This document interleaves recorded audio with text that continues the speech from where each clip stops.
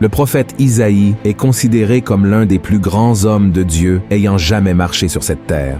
Son nom signifie « Le Seigneur est salut », reflétant ainsi son message de rédemption et d'espoir. Tout au long de son ministère, Isaïe a proclamé l'importance de la fidélité au Seigneur, délivrant des messages aussi bien durs que réconfortants, avec la promesse de restauration.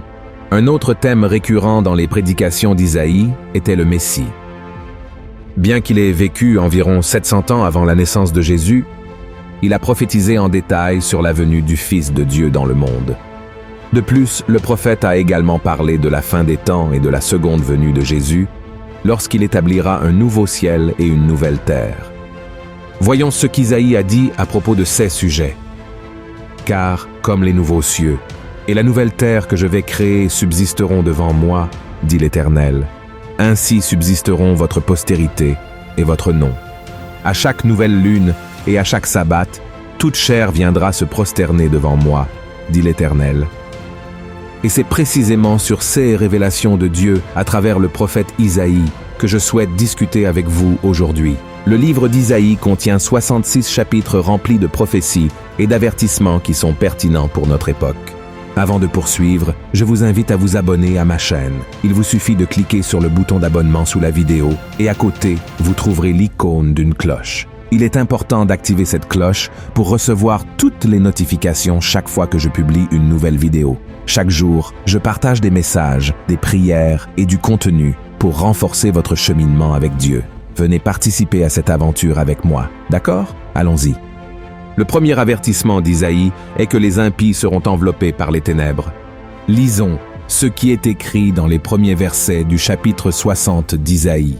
« Lève-toi, sois éclairé, car ta lumière arrive, et la gloire de l'Éternel se lève sur toi. Voici, les ténèbres couvrent la terre, et l'obscurité les peuples.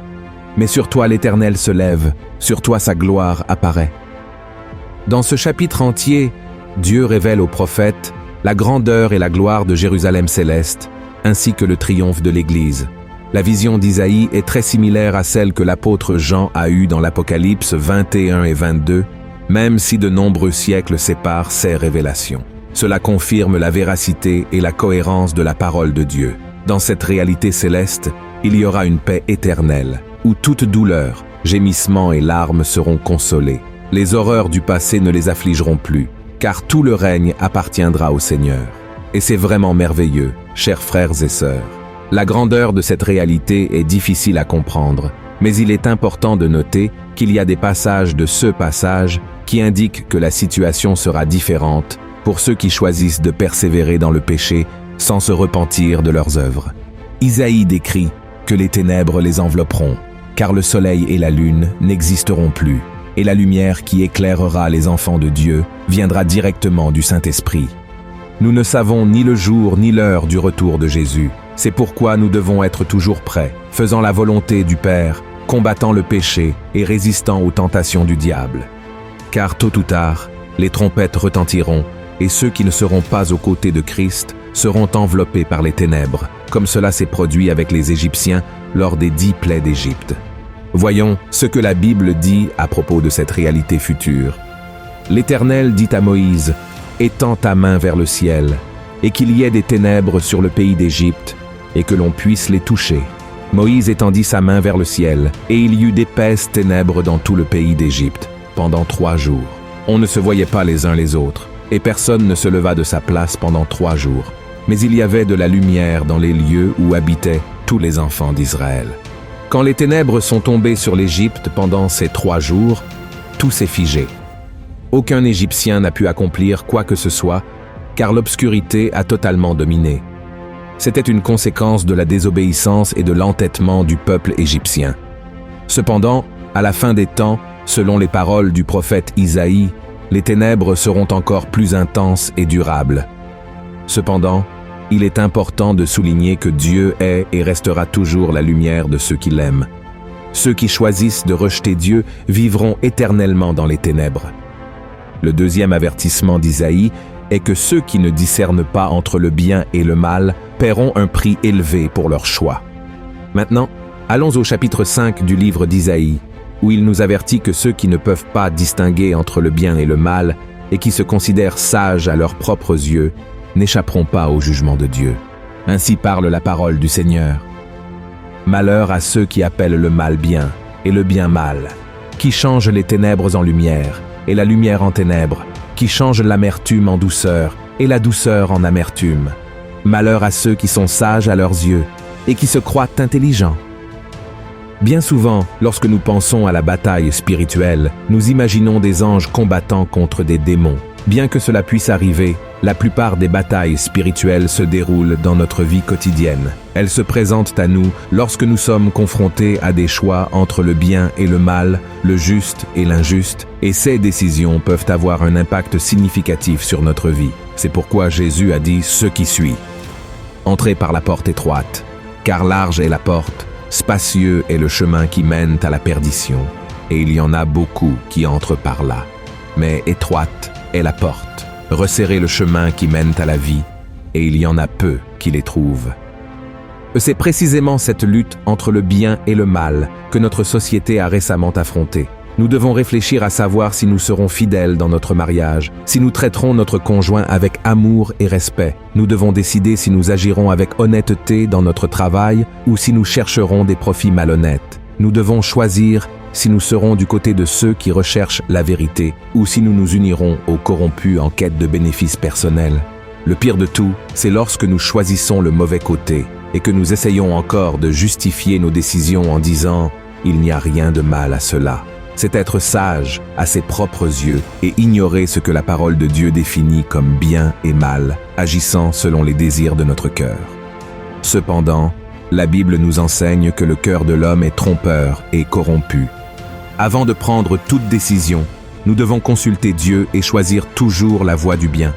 Sinon, nous paierons un prix élevé lorsque Jésus reviendra. Le troisième avertissement. Dieu permet que des choses mauvaises se produisent pour nous éveiller. Dieu aime profondément sa création, mais le monde a été affecté par le péché. En ce moment de la fin des temps, il permet que des choses mauvaises se produisent sur la terre comme un avertissement de ce qui est à venir. Lisons ce que le prophète Isaïe a écrit au chapitre 26.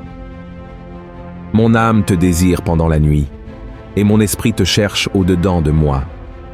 Car lorsque tes jugements s'exercent sur la terre, les habitants du monde apprennent la justice. » Dans ce passage, les ordonnances font référence aux catastrophes, aux tragédies et aux événements adverses qui se produisent sur la terre. Par exemple, la pandémie actuelle de coronavirus a causé des souffrances et de la peur dans le monde entier, entraînant des millions de décès en peu de temps. Cependant, cela ne signifie pas que Dieu a spécifiquement envoyé le virus comme châtiment.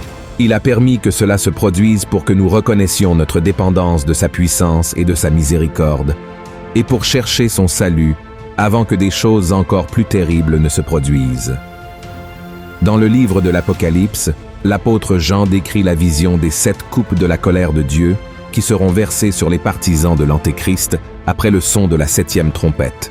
Ces coupes apportent des malheurs et des calamités, symbolisant le jugement divin.